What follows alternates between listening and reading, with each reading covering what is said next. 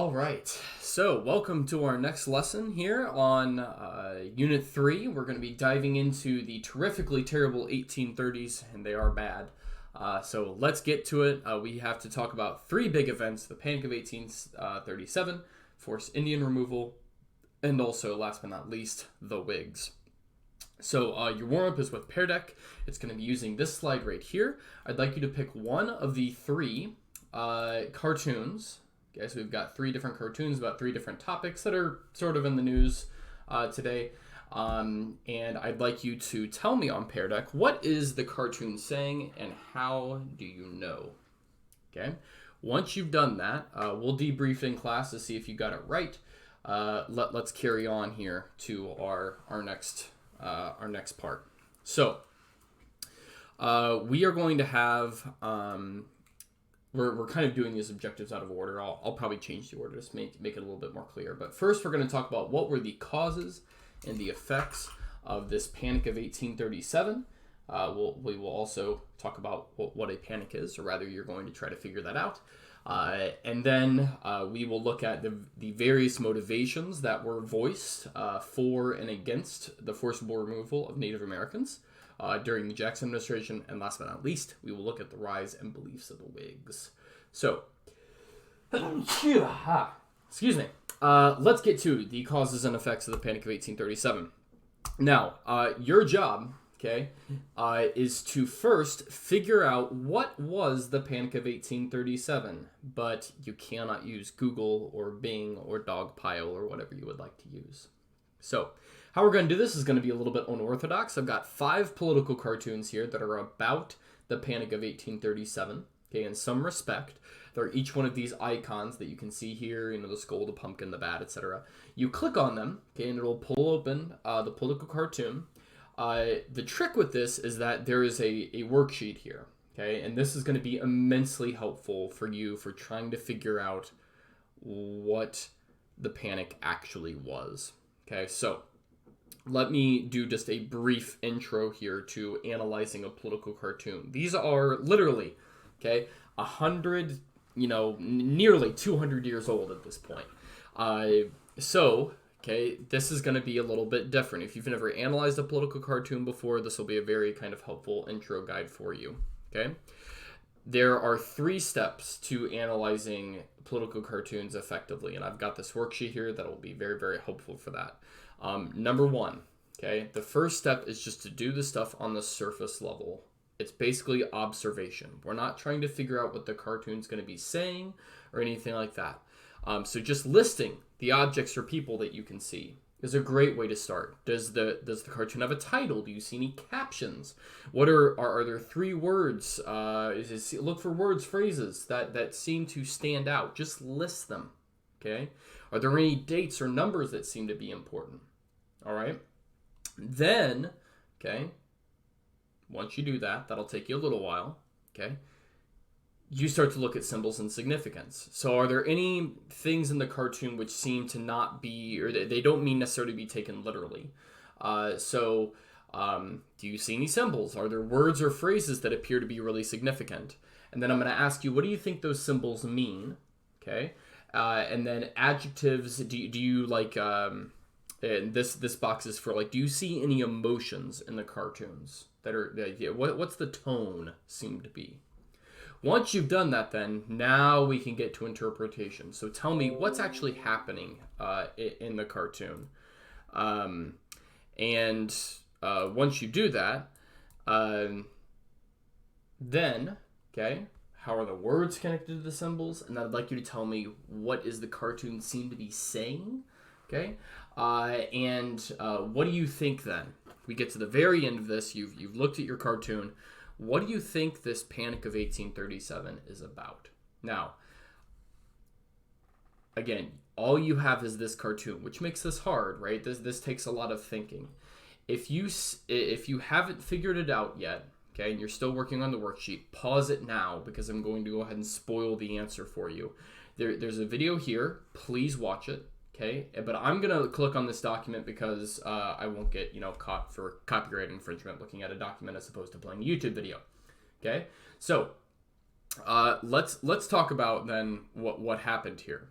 So let's take a little trip down memory lane. At the end of Jackson's first term, okay, there had been the bank war that Jackson had wielded against the Bank of the United States, right? Does this sound kind of familiar? And if you remember, okay, Andrew Jackson, because, again, he hates the bank's manager, Nicholas Biddle, and Henry Clay, he tries to not only does he reject the bank's veto, which means it's going to die inevitably, he tries to kill it faster, right, by sucking all the funds out of it. Well, that money has to go somewhere. And where he decides to send that money are to all these different, instead of it like a big national bank, because again, Jackson's all about like decentralized state power, he tries to send it out to what were called pet banks, which are like these state banks that Bob down the road opened, and it's not really official, and he prints his own currency, and it's going to be a disaster. Okay, so let's talk about what is going to happen here. If you didn't pick up that the Panic of 1837 is about money, okay, it is absolutely about money. We call panics today, we have a new word for them, they're called depressions, okay, or recessions. And that's what the Panic of 1837 was. It was a massive collapse of the economy. So let's look at what happens and why, okay? So at the end of 1836, that's the end of Jackson's second term. Okay, he's done. And his successor, who was his new vice president, was Martin Van Buren. So Van Buren is president, but let's look at what's happened here, because it happens. The panic happens right at the beginning of Van Buren's presidency, and it says, although Van Buren was largely blamed, much of the panic had to do with Andrew Jackson's prior banking and financial policies. It says, first, inflation had become a major problem across the country. In his war against the Bank of the United States, Jackson had ordered withdrawals from the institution and sent the money to state banks. Right? Also, the federal government in 1835 had paid off the national debt. Okay. Tax revenues, with no debt to pay, were from this point also distributed back to the states. So, okay, let's back up with what's happened here. All right? The national government doesn't have to worry about paying a national debt anymore. So that extra money that they have, they can give it to states. Like, the national government doesn't need it. Okay, it's paid for everything it has to pay for, which, again, is, like, unthinkable with us currently, like 24, 25, whatever we are, trillion in debt right now, as of 1152 on, November 1st here. But the idea of that, combined with the fact that Jackson had taken the money out of the Bank of the U.S. and had sent it to all these different state and pet banks, means that there's more money in the economy right now than there had been in a long, long time. Okay, there's a word for this, and it's called inflation. If you're not familiar with what inflation is, it's where, because there is more of a good, okay, and it could be money. The classic example I have students think about is iPhones, okay? If there's only one iPhone 12 in the entire world, again, we're going to look back at this in Google because, the iPhone 17 will be out. But if there's only one iPhone 12 in the world, that is an extremely valuable iPhone, right? However, okay, let's say that there's 80 billion iPhone 12s out there. And people are like, yeah, I'd like a hamburger. And they're like, how much you going to pay for that? I'm like, here, I'll pay you 5 iPhone 12s. They're worthless, right? So there comes a point where you have so much of something that that your, in this case, money becomes less valuable. Okay? Inflation is really, really, really, really bad for an economy. Now, some inflation's okay. Okay, in fact, we normally expect inflation to go up about every 2%, 2.5% about every year in the U.S. economy. But here, it's bad because if, you have $2,000 and now that money is worth half as much as it was before, you only have $1,000. Inflation is, even though you have the same amount of dollar bills, inflation is very, very bad. Now, okay, in an attempt to solve the problem, okay, Jackson at the end of his administration, because it's not like they didn't see this coming, okay, Jackson had issued an order called the Specie Circular, and if you didn't see that in some of your comics, or your political cartoons, you should have seen maybe like the word specie or something in there about that. What this was is this was an order that Jackson gave that all public land sales had to be done in hard currency, meaning gold or silver, rather than banknotes. Okay? Now, to help you understand this, the states have way more cash, dollars, than they should have right now. But all of a sudden, Jackson now makes it where if you want land, you can only pay with it with hard currency. And I don't know about you, not a lot of people carrying gold and silver at this time. Okay, like, I mean, it's there, but it's not like, like we're walking around today, like with like gold and silver bars in our pockets. So what happens is that now there's so much devalued money in the economy, and that money can't even be used with if you want to buy land. And so what happens is then the money supply gets super squeezed, okay? And not enough funds are available, and a financial panic / depression begins, okay? There's also some other things that happen, like the wheat crop fails and things like that. So again, make sure you know the causes of it. Now, the effects of it are devastating. The panic is really, really bad, not only because, like, obviously there's going to be massive unemployment, okay? It's about 20...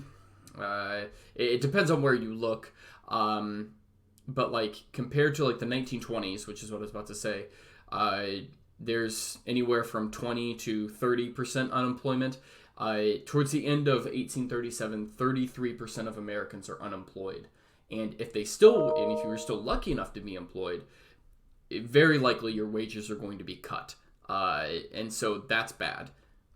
What makes it worse is this is the 1830s. So there's no unemployment insurance. There's no health care. There's no bank deposit insurance. So, like, if you've had all your money in the bank and then inflation hits, you just lose everything. Like, it's just gone. And so it's a disaster.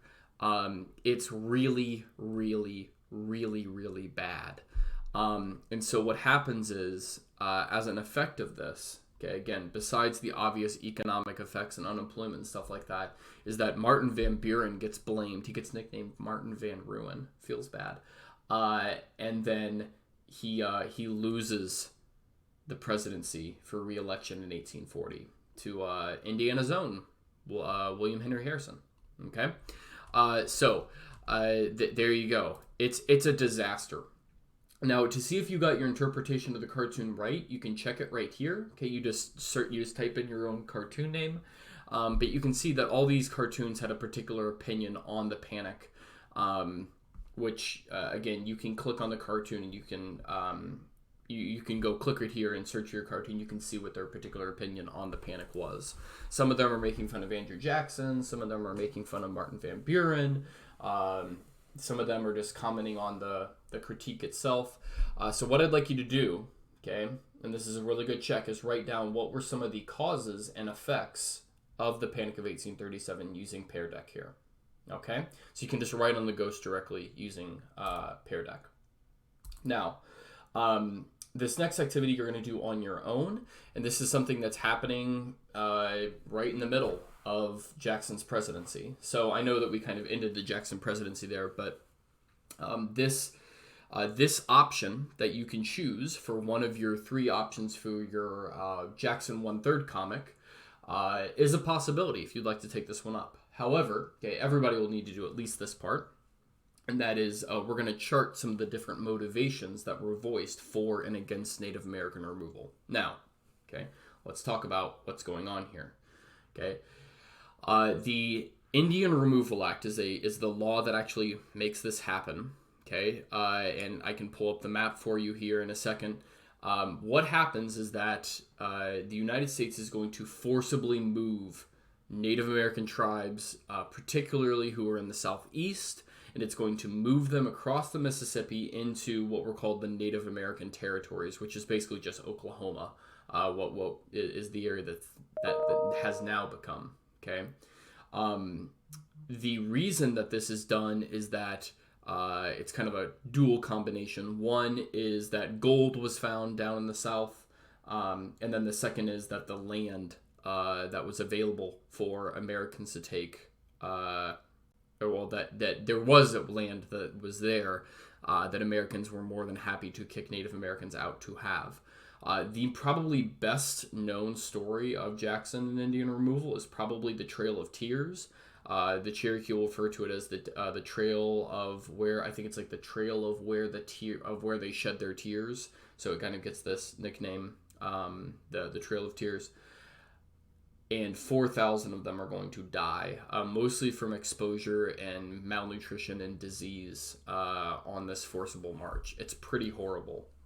But what I would like you to check out, and we'll have this posted in the hallway, but I'm going to go ahead and pull them up here, is I'd like you to chart the different motivations that were listed by different actors for Native American removal. Now, these are primary sources, so they're going to take you some time to kind of break down, but we're going to go ahead and do document A here together. So this one's from Andrew Jackson, the man proposing it himself. Okay, so let's, I'm just going to hit my highlights here. So, the pecuniary money advantages which it promises to the government are the least of its recommendations. Let's keep going on. It will place a dense and civilized population in large tracts of the country now occupied by a few savage hunters. Notice the language used, right? Okay, let's keep going down here. By opening the whole territory between Tennessee on the north and Louisiana on the south as settlement of the whites, it will incalculably strengthen the southwestern frontier and render the adjacent states strong enough to repel future invasions without remote aid. It will reveal the whole state to advance rapidly in population, wealth, and power.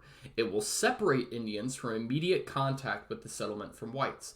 And this is something that you may not know, is that there were Cherokee and earlier Creek Native Americans who many of them had adopted what we would consider to be traditional European or American notions of land owning. So like they had bought cattle, they were, they were Métis, they were kind of this kind of almost like mixed race population.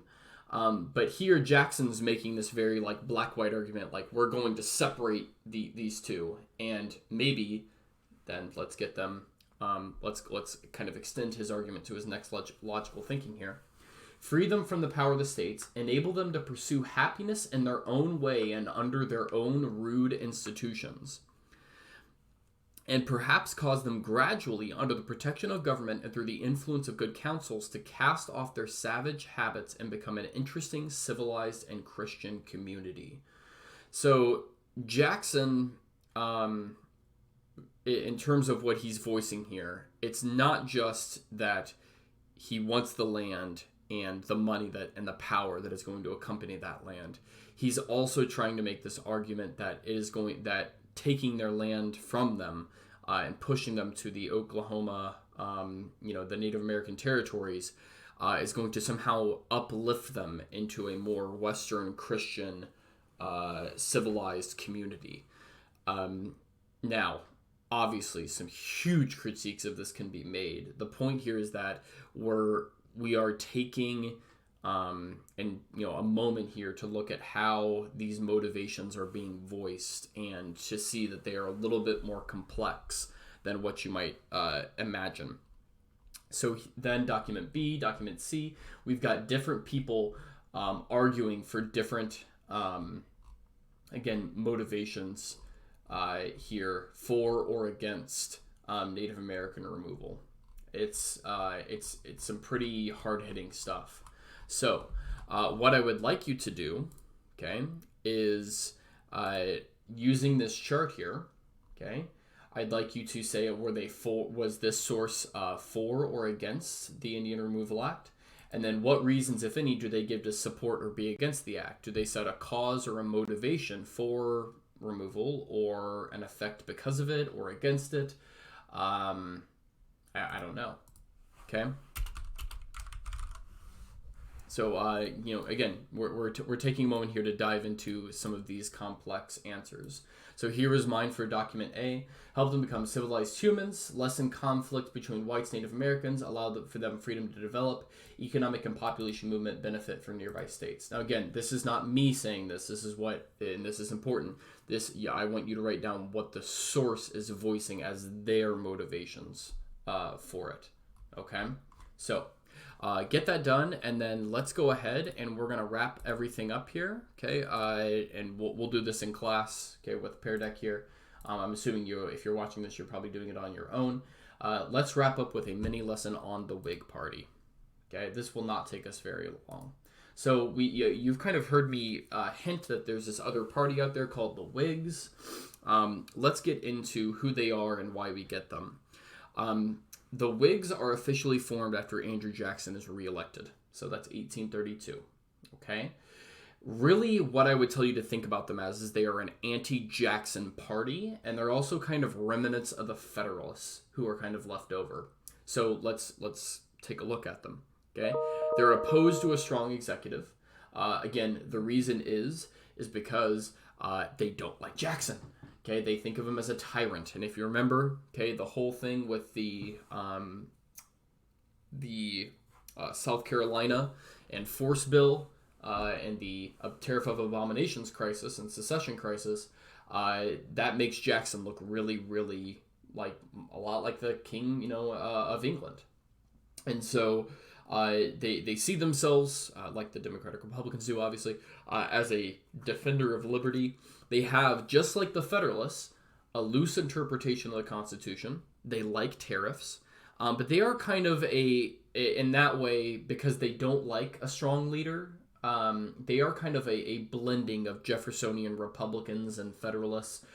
Probably the two that I would tell you, people that you need to know who are Federalists, is obviously Henry Clay. We've met him before. Another guy by the name of Daniel Webster, who is another notable Federalist. There's lots of them. Now, why is there no Whig Party today? Well, what happens to them?